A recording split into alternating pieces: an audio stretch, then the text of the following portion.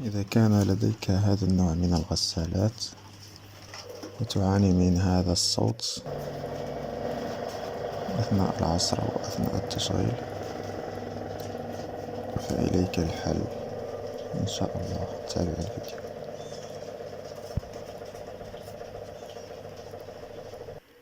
هذا إدارة طنبور الداخلي، فإنه يصدر صوت كما تسمعون.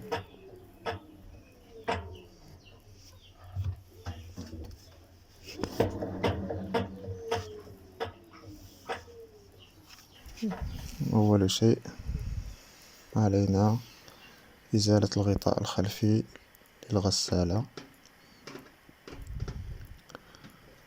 فك البراغي كاملة، ومن ثم إزالة الغطاء بهذه الطريقة.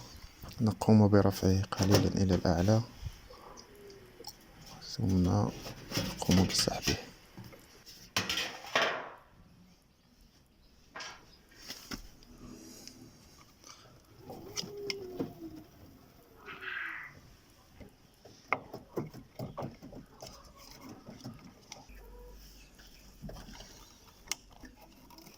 أولا نقوم بإزالة الحزام.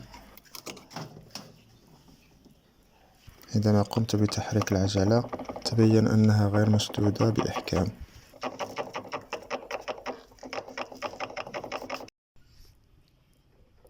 هذا هو سبب ذلك الصوت عندما تعمل. هذا البرغي غير مشدود جيدا كما تلاحظون.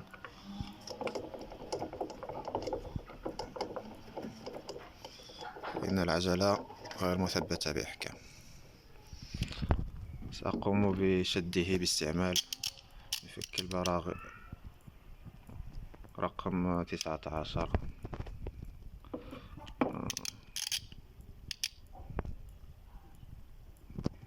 هكذا.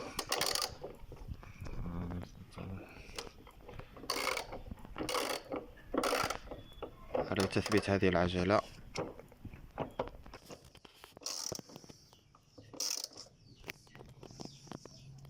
نقوم بشد البرغي جيدا. أين شده بإحكام.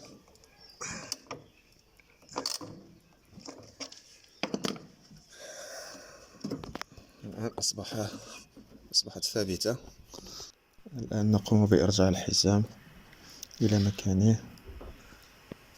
أول شيء نضعه على رأس المحرك، ومن ثم على العجلة بهذه الطريقة حتى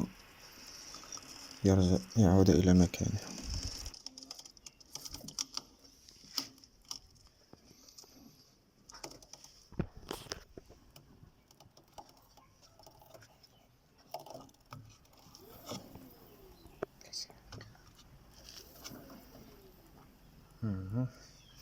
الآن تدور بدون صوت، هذا أمر جيد. نقوم بإعادة الغطاء إلى مكانه بهذه الطريقة. أولا ندخل الجزء العلوي في مكانه، ثم ننزلها إلى الأسفل. بعد ذلك نعيد جميع البراغي إلى مكانها.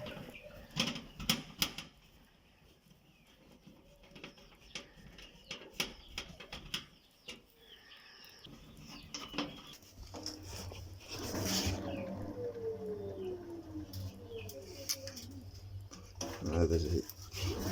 تلاحظ فإن ذلك الصوت لم يعد موجود. سنقوم بتجربتها.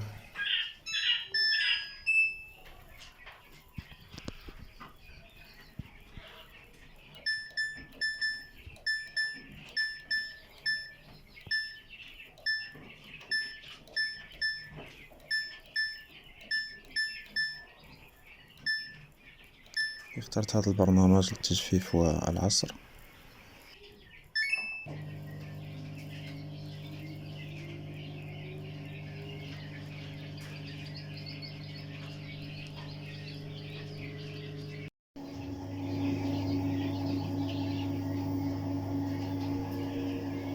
وهكذا فإن الصوت لن يعد موجود، وبالتالي إصلاح المشكلة. إذا استفدت من هذا الفيديو لا تبخل علينا بالاشتراك والإعجاب.